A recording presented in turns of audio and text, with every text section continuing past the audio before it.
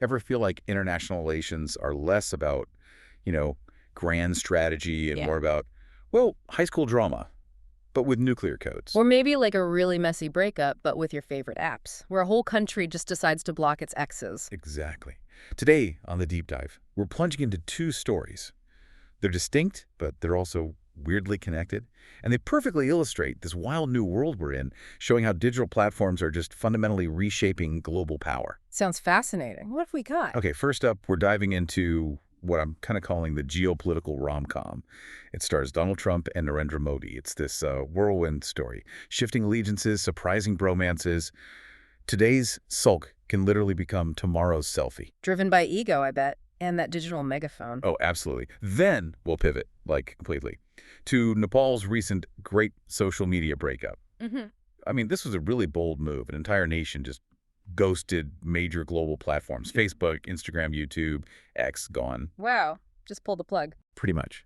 So our mission today is to unpack these two contrasting tales. We want to explore how personality, how raw power dynamics and, the digital age are fundamentally reshaping everything, both global diplomacy and how countries are governed. We'll pull out the key takeaways, the important nuggets of insight from the sources we've looked at. Giving you a shortcut to being well-informed. Exactly, with maybe a dash of unexpected humor along the way. And what's really interesting here, like you said, is how these two scenarios, they're miles apart geographically, politically.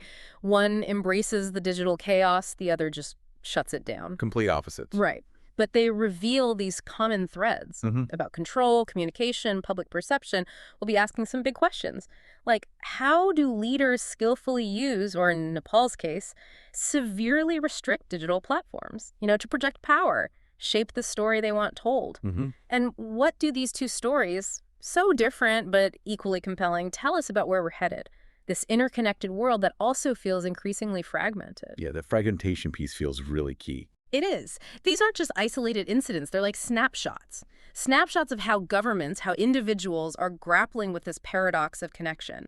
Digital platforms promise unity, instant communication, but they can also be powerful tools for division, for asserting national identity, or even, as we'll get into, instruments of national digital sovereignty. So it's serious stuff. Deeply serious, but also, yeah, maybe a little bit spicy too.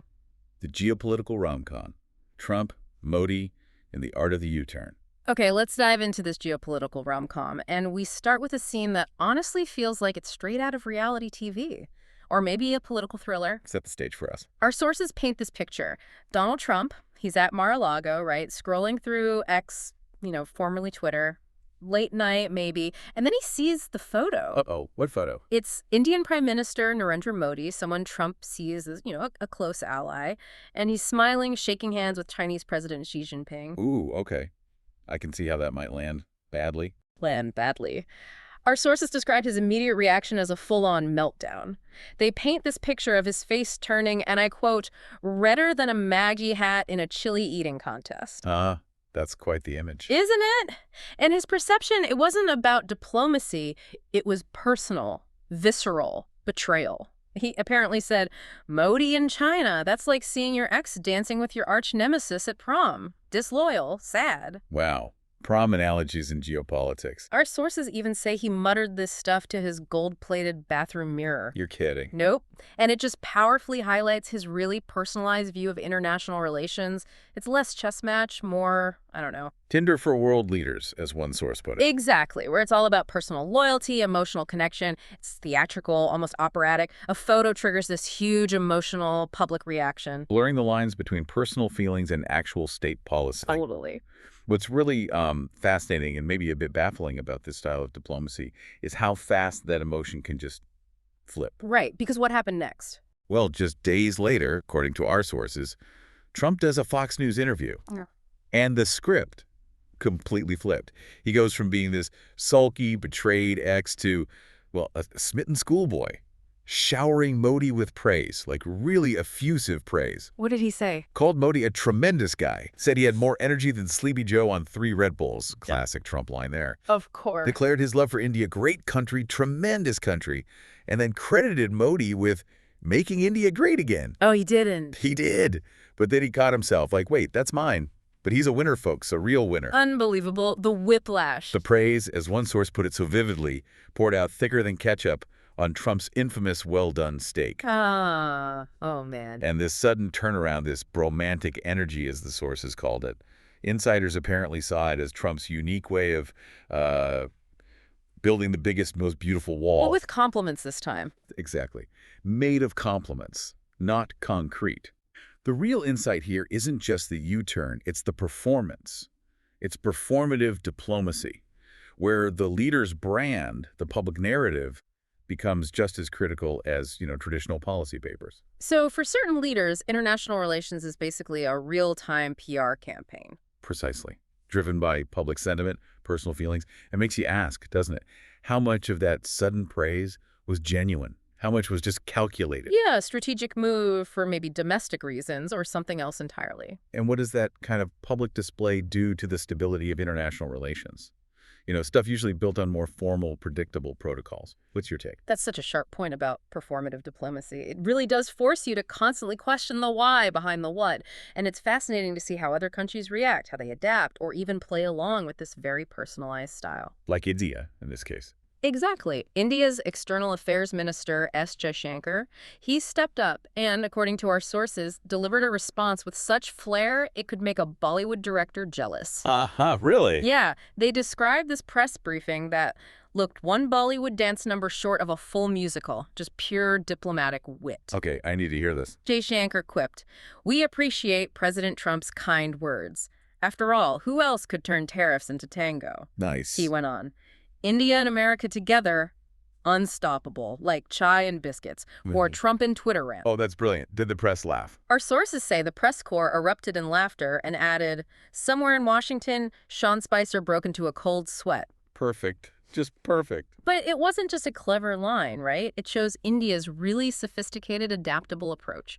They met this personalized, impulsive style with a response that was tailored, engaging. It diffused the tension. Totally diffused potential tension, reinforced a positive story. It's like they understood the assignment. They knew the script of this geopolitical rom-com and delivered their lines perfectly. That highlights a crucial skill in modern diplomacy, doesn't it? Being able to engage leaders on their own terms, even when those terms are unconventional. Steeped in pop culture references, yeah. Exactly. It shows this amazing agility. And if you connect that back, it underlines how leaders have to balance those personal connections with, hard-nosed pragmatism. Which brings us back to Modi. Right, because Modi himself had a more, let's say, nuanced take on that earlier meeting with Xi Jinping, the one that set Trump off initially. Our sources say reporters cornered him in Delhi, and he kind of sighed, reflecting on it. What did he say about Xi? He said, "Xi is a great leader, but bonding with him is like chatting with a vending machine." Ouch. A vending machine. Yeah, no press conferences, no jokes, no selfies. I tried, but what do you do with a guy who thinks a smile is a state secret? Wow. That really highlights Modi's preference for that engaging, selfie-friendly style, doesn't it? Absolutely. A sharp contrast to Xi's perceived formality, that guarded nature that's a peek into different diplomatic temperaments. But did he just leave it at the personal level? No. Despite that contrast, he stayed pragmatic, added with a twinkle in his eye, apparently. Of course, we still want FDI from China. Send the yuan, not the yawn. FDI, foreign direct investment. Crucial for the economy. Exactly. So it really drives home that dual nature of diplomacy. Personal rapport. Increasingly important, sure, especially with social media branding. But the bottom line, economic interests, strategic partnerships, those are still paramount. Leaders like Modi get that. You can acknowledge another leader's power, pursue economic gain, even if the personal chat isn't, super warm. So how tough is that balancing act for leaders today? Juggling personal chemistry with cold, hard strategy. It seems like a constant calibration, trying to get the optics and the economics right. And sometimes those lines just completely blur, which brings us back to Trump and another late-night X-storm. Oh, boy. Here we go again. Yep, back to Florida, 2 a.m. Our sources say, in between retweets of dog memes and conspiracy theories, Trump drops a diplomatic grenade. What was it this time? The tweet was pure unvarnished Trump. Can't blame Zelensky being a clown on Modi, that's on Ukraine. But Modi, my friend, are there moves you can make with Putin? Asking for a friend, me. #MAG, #make peace great again. Asking Modi to mediate with Putin via Twitter. at 2 a.m. Yep. The internet, predictably, explodes. Our sources even note Zelensky responded with a TikTok dance. A TikTok dance, the modern diplomatic response. Right. Yeah. And the Pentagon quietly orders more aspirin. I bet they did. It just perfectly exemplifies his style. Direct, impulsive, personal, using social media not just to rant, but to offer advice, ask for favors from world leaders. It's chaotic. It completely blurs the line between, like, public commentary and actual foreign policy. Turns international relations into this real-time public show, bypassing all the usual channels. Creating this unpredictable arena for power play. Okay, but here's where it gets really interesting. Because behind that public chaos, that spectacle, there was apparently some very pragmatic thinking, a strategic calculation behind what our sources are calling Trump's Vindaloo victory. A Vindaloo victory. Okay, explain that one. Well, sources reveal that behind closed doors, Trump was surprisingly candid. With aides, even his golf caddy, apparently. His golf caddy, love it. He explained his U-turn on Modi like this. Look, if the courts kill my tariffs anyway, crooked judges, very unfair. Why pick a fight with Modi? So his own trade policies were in trouble legally. Yeah, exactly. Yeah. Continued. He's too popular. People call him Hanuman. You know, the monkey god who lifts mountains. I lift rallies, but still impressive. Wow. Comparing Modi to Hanuman, that shows an awareness of Modi's huge popularity in India. A very clear strategic calculation. Don't pick unnecessary fights, especially when your own policies are vulnerable and the other guy's incredibly popular. Avoid headwinds. Makes sense. But was there more to it? There was. A really crucial detail our sources mention. Trump apparently added, also, Sundar and Satya, very smart guys, don't want them hacking my Gmail. Wait, Sundar Pichai from Google and Satya Nadella from Microsoft, he was worried about them hacking him. Seems so. He apparently finished with, last thing I need, subject. Gafefe 2.0. No thanks. Okay, that's amazing. So the Vindaloo victory is this mix of legal challenges to tariffs, Modi's huge popularity comparing him to a deity, and even personal worries about tech CEOs and his Gmail. Exactly. It's this spicy, complex mix. Our sources describe it perfectly. Hot, spicy, it makes you sweat, and yet you still want more, just like trade deals. The core insight is just how multi-layered these decisions are. Personal ego, political calculation, public image, pop culture references, digital security fears, all swirled together. It shows how incredibly complex the motivations behind these big diplomatic shifts can be now. What do you make of that blend, the personal and the profoundly political, all mixed up? It's truly astonishing. It shows decision-making at the top can be influenced by this huge range of factors, some seemingly trivial, others deeply strategic. And Trump, being Trump, couldn't resist one last singer, right? Of course not. He apparently added, but I still got to meet that high-heel guy from North Korea, Kim. Fabulous footwear, nukes and big backs. Could be the deal of the century. Oh my goodness. Fabulous footwear. Our source wraps it up perfectly, observing that global politics is just high school with nukes. Today's sulk is tomorrow's selfie. Pass the popcorn, or better yet, the Vindaloo. That analogy, playful but pointed, just captures it, this intensely personal, impulsive, performative nature of modern diplomacy. It really makes you wonder, is this the new normal? This blend of ego, pragmatism, pop culture?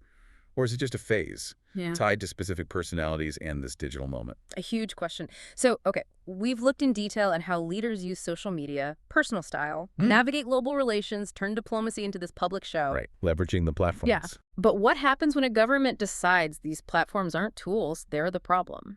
What happens when a nation just hits block on the whole global digital stage? Like a total shutdown. Exactly. Our next story takes us to Nepal, where a nation just initiated what we're calling a digital divorce. Nepal's digital divorce, when Facebook met the Supreme Court. Okay, so a completely different approach now, not using the platforms, but blocking them. Exactly, a dramatic shift. Let's focus on Nepal's really bold, really swift move, a decision that sent shockwaves through the digital world. As of September 6, 2025, Nepal officially ghosted Facebook, Instagram, YouTube, and X. Ghosted them, like completely cut off. Completely. Our sources paint this vivid picture. The government didn't just mute them. It threw a full-on digital tantrum and slammed the block button harder than a teenager after a breakup. Wow. So how did this actually happen? Was there warning? Not much. The drama started just 2 days earlier, September 4th. Officials announced a Supreme Court ruling, waving it like, a holy writ. The mandate was sudden and clear. Every social media company in Nepal had to register with the Ministry of Information and Communications, hire a local rep, and basically promised to behave. Promise to behave. What does that even mean in practice? But one source translated it wryly as, "Stop letting Nepalese share spicy memes about us without our permission." Ah, okay, so it's about control, especially critical content. Seems like it. And this wasn't a gradual thing. By September 6th, just 2 days later, browsers across Nepal were apparently emptier than a tea shop at dawn. How many platforms were affected? A total 26 platforms were shown the digital exit door, which impacted, get this, roughly half the nation's entertainment, gossip, and political analysis in emoji form. Half the nation's online life, basically, just gone. Overnight, left 30 million people in what our sources called forced rehab, fundamentally changing daily digital life for almost everyone. That is drastic. Nepal, 30 million people, with, as the source joked, approximately 100 million Facebook selfies. Huh. It represents this huge assertion of national sovereignty over the digital space, doesn't it? Redrawing digital borders to fit national rules and maybe nationalistic goals. Absolutely. Just imagine for a second, you wake up, your main digital lifeline, communication, news, business, fun, it's just gone completely. What's the immediate impact on your life, your business, your connections?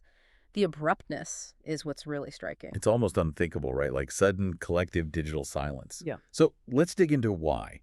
What were the government's official reasons for doing this? The party line, basically. Right. The official story from the Ministry of Information and Communications, it focuses on legitimate concerns: curbing misinformation, cybercrime, and nasty comment sections. On paper, as our sources say, that sounds noble. I mean, who wouldn't want fewer fake news uncle forwards and more polite internet discourse? Sure, those are real problems everywhere. And the ministry even detailed it.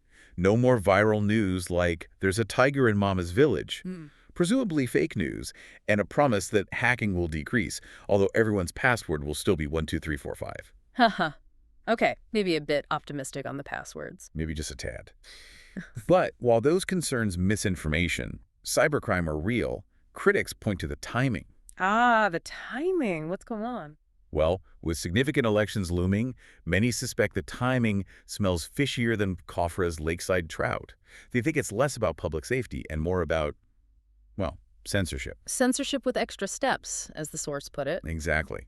Using legitimate concerns as a convenient cover for political control, especially suppressing dissent right before an election. Which really brings up that crucial question again.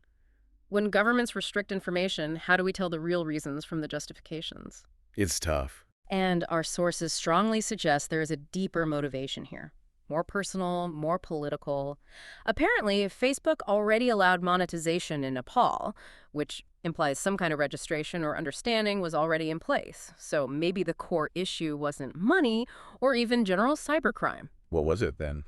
It seems the real driver was about monitoring who called the prime minister Loktantra's last TikTok star. Loktantra, that's Nepali for democracy. Right. So it's not just an insult, it's a political critique, calling him the last TikTok star of democracy. Exactly, a potentially scathing criticism of his democratic legitimacy.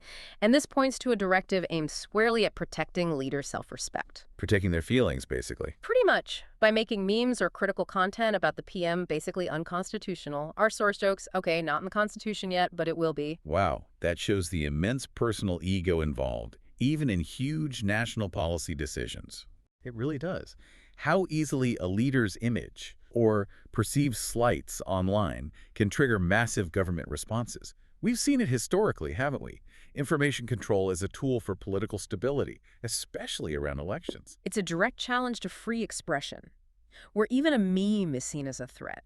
What do you think about that tension? Legitimate concerns versus just protecting a leader's self-respect. It's a stark example of how personal sensitivities can drive policy, especially when platforms amplify every voice. And such a contrast to the Trump-Modi story, where they use the platforms, here they're fighting them. And the immediate fallout in Nepal from this total ban, it was chaotic and kind of poignant. How so? Sources report influencers weeping into their ring lights, TikTok stars drafting farewell videos they can't upload, their whole livelihoods, their creative outlets just gone. Devastating for them. And it wasn't just the young digital crowd. Even politicians, the ones who used to rant on X, are now stuck writing angry press releases that nobody reads. A darkly funny but huge shift in political communication, isn't it? And maybe the most touching part. The average Nepali grandmother who just figured out how to post flower gifts on Facebook is wondering if she broke the internet. That really hits home how deeply integrated this stuff is across all ages, all parts of life. Communication, entertainment, politics, business. And when it vanishes overnight, it creates this massive void. People have to adapt fast, scramble for new ways to connect. It's like a forced societal reset. A huge jolt to the system. And the most striking adaptation, according to our sources, VPNs, virtual private networks. Ah, the workaround. Exactly. They became almost instantly the new national sport. A VPN, for listeners, basically masks your location, encrypts your traffic, letting you bypass blocks like this. So people just found a way around it. En masse, friends are apparently swapping VPN settings instead of cricket scores. You hear conversations like, bro, Proton VPN works better than Nord here, trust me. Uh-huh. The new national pastime. This widespread, rapid adoption of VPNs creates this really fascinating dynamic. Citizens actively and openly bypassing state controls. Like a cat and mouse game. Totally. Between the government trying to build digital walls and a tech-savvy population finding ways over them, it makes you question how effective these bans really are long-term. Does it control information? Or just push it underground? Maybe make it harder to monitor? Does it create a more resilient, covert communication network? What kind of society develops when so many people are openly circumventing official policy? That's a profound question. The limits of state control in a connected world. But Nepal isn't just blocking foreign platforms. They're also building their own digital future. Ah, the replacement. And this is where it gets really interesting. The government is launching its alternative, Nepal's own WeChat, called Nepal Book. Nepal Book, okay. And this isn't just about blocking. It's about creating a hyper-regulated, intensely nationalistic social network designed to completely reshape online life in Nepal. Hyper-regulated. How so? Our sources detail some pretty wild features, almost dystopian, like every like will come with a background check, or at least require your citizenship number. A background check for a like, seriously. Well, apparently. And before you share, you must get approval from the district administration office. Plus, you compulsorily add Jai Nepal. Mandatory patriotism with every share. Wow. And consequences are immediate. If you use rude words while commenting, your internet speed will instantly drop to 2G. Throttling your internet for bad comments. Yep. It's a clear, systematic move toward state-controlled digital patriotism. Every online action, monitored, curated, aligned with national directives. The government explicitly says, anyone who wishes to make a meme about the prime minister must first obtain a permit. Those who make memes without approval will be declared digital rebels. Digital rebels, that is quite something. It takes digital sovereignty to a whole new level. Right. And even influencers have new rules on Nepal Book. What kind of rules? They may continue recording videos with ring lights, but must end with the words, "Long live the government of Nepal." A mandatory government sign-off for every influencer video. Seems like it. And maybe the most bizarre twist, given the ban.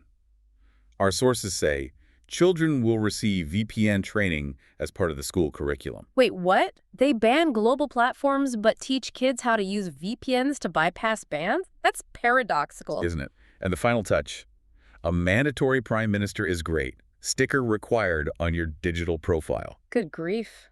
So how is the government framing all this? They call it not a permanent breakup, but a bold move towards digital self-reliance. Digital self-reliance. Okay. They seem confident, saying, any citizen who can run a VPN to download PUBG can also find time to read the Constitution. A bit of a challenge there. And the National Song of Digital Freedom apparently highlights all these points, encouraging poetic comments and shouting Jai Nepal. It's a truly bold experiment. Redefining national digital sovereignty, total control. What are the broader implications here? A government building its own platform with such tight controls. Is this a future model or just a dystopian vision where free expression dies? Where is the balance between security, freedom, and the power of these platforms? The broader landscape. Social media, power, and the paradox of connection. Okay, let's try and connect the dots now between these two really informative deep dives because they offer this fascinating, almost binary perspective on how nations are dealing with the digital world. Two very different paths. Exactly. On one side, you had Trump and Modi, operating squarely within the existing global social media system. They used it as this huge, sometimes chaotic stage for highly personalized, often theatrical diplomacy. Trump's Vindaloo victory, that was all about leveraging popularity, personal connections, avoiding fights for pragmatic reasons, all played out publicly. It's navigating the currents, responding to digital trends, treating diplomacy almost like personal branding. Right. Then on the other side, you have Nepal, a stark, almost opposite approach. The digital divorce. Yeah, a nation deciding to completely block these global platforms. Not just reactive, but a deliberate, proactive move to assert national control, to curate a very specific nationalistic digital space. Imposing strict rules, redrawing digital borders, building an alternative from scratch, moving from the open chaos of global platforms to this vision of centralized digital sovereignty. These two approaches, they just reflect fundamentally different philosophies, don't they? About governing, about international relations, about the role of digital communication. One embraces the chaos, maybe even exploits it. The other tries to contain it, control it, channel it towards national goals. That choice between high school with nukes and a war on cat videos, to use the source's great lines, it perfectly illustrates that divergence. So which approach do you think is more sustainable long term? For national interest, for global stability, it feels like a really complex trade-off. It is incredibly complex. Hmm. Both paths have massive risks and potential rewards. But what both stories really highlight, despite their differences, is something crucial about modern politics: Which is, the absolute centrality of personal charisma, ego, and performance. yes, the performance aspect again. Definitely. Trump's journey from sulky selfie over the Xi meeting to the spicy summits of the Vindaloo victory, it's undeniably driven by his unique personality, his communication style, often through those unscripted tweets. His personal feelings directly drove public rhetoric, even major policy U-turns. His persona was his diplomacy. Exactly. And similarly in Nepal, you see the government reacting with such intensity to memes targeting the government, explicitly aiming to protect leaders' self-respect. That specific mention of being called Locktantra's last TikTok star has a trigger for the ban.